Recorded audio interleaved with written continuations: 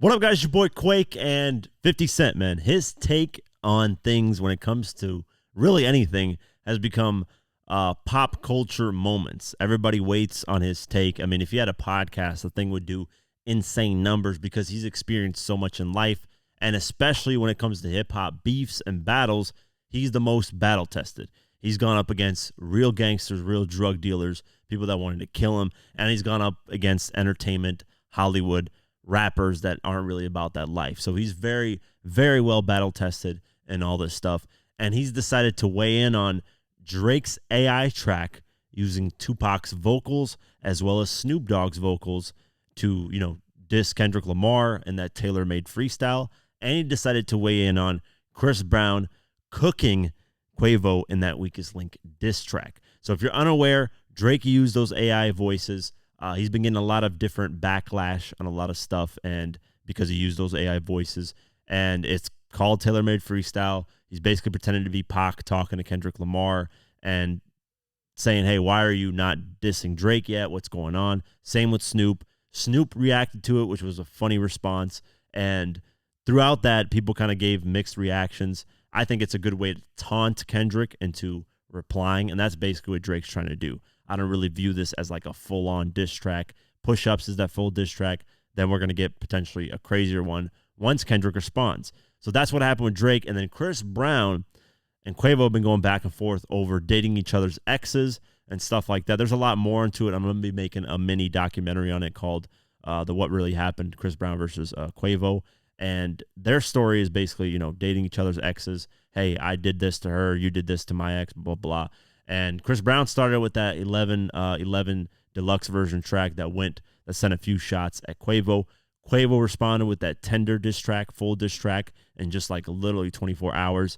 And then Chris Brown responded with this Weakest Link. And that song is like, arguably, I think, out of everything that's come out, it's probably the best diss track out of everything. But these are full-on diss tracks. Drake's Push-Ups wasn't a full-on diss track towards Kendrick. It was a bunch of little shots at other people as well. Same with Kendrick's Like That. It was just a verse. It wasn't a full track. So once we get like Kendrick responding with a full diss track, we'll get Drake full diss track responding directly, like more directly at Kendrick instead of, sending shots at Rick Ross, Future, Weeknd, like he did on Push-Ups. So we still haven't gotten that, but we've gotten that with Quavo and Chris Brown. That's why more people are bigging up Chris Brown's diss track. So what did 50 have to say? What did 50 have to weigh in on both these tracks? Talking about the Drake tailor-made freestyle, he posted the track on his Instagram. And he posted the eye emoji. He says, okay, in my professional expert opinion on this matter, leave this man alone. I've seen this movie before. It will not end well. You disagree? Okay, then where is your shit at, boy? This was interesting because he said this does not end well. There's multiple ways you can look at this. One, he could be just bigging up Drake and saying, listen, don't mess with this guy. This guy's cooking you guys, and he can take on all you guys. And he said, I've been in this position before where I've destroyed, and he did. Piggy Bank, that record, he's going like 7-8 people on one track.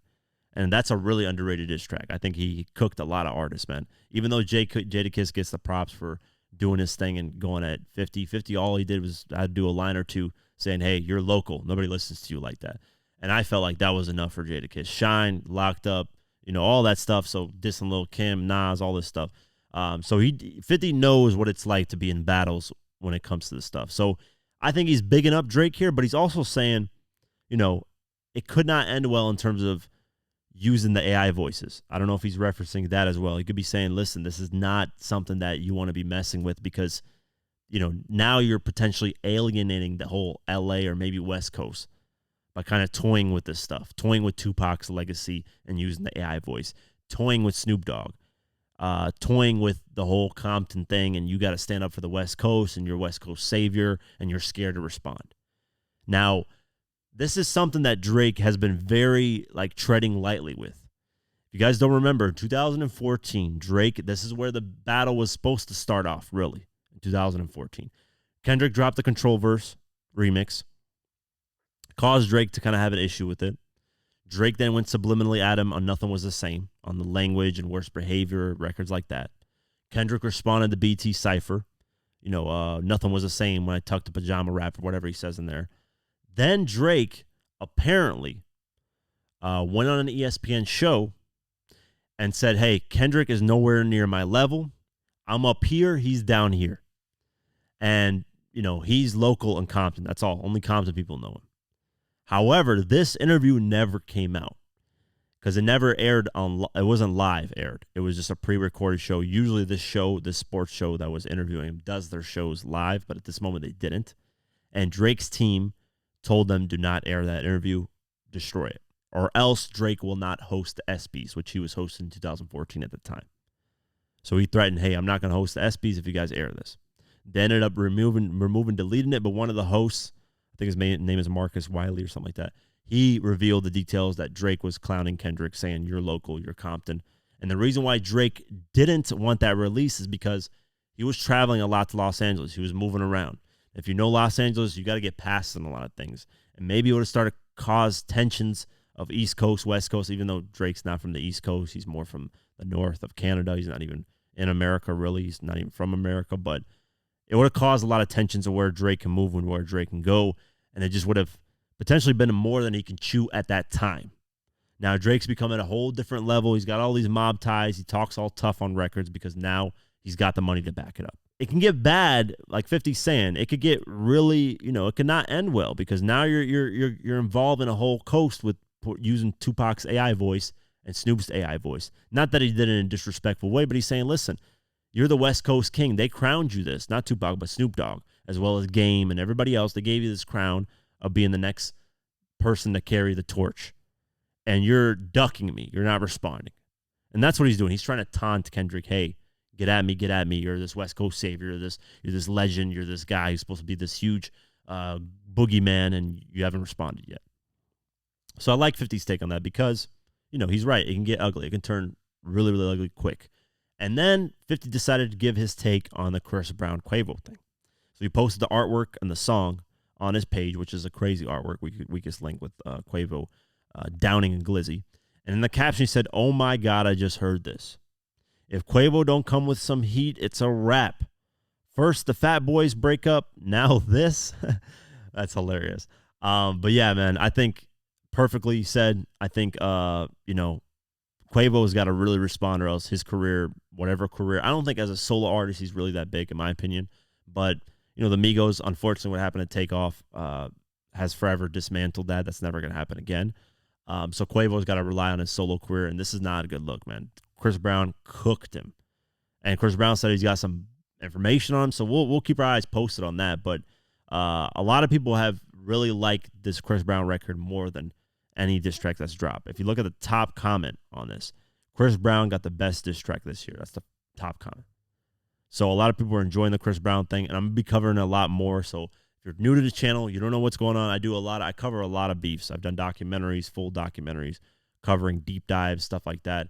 And I'm going to be doing Chris Brown versus Quavo, what really happened. So tune into that. I'll break down more of the history because a lot of people want to know more about the history of what happened.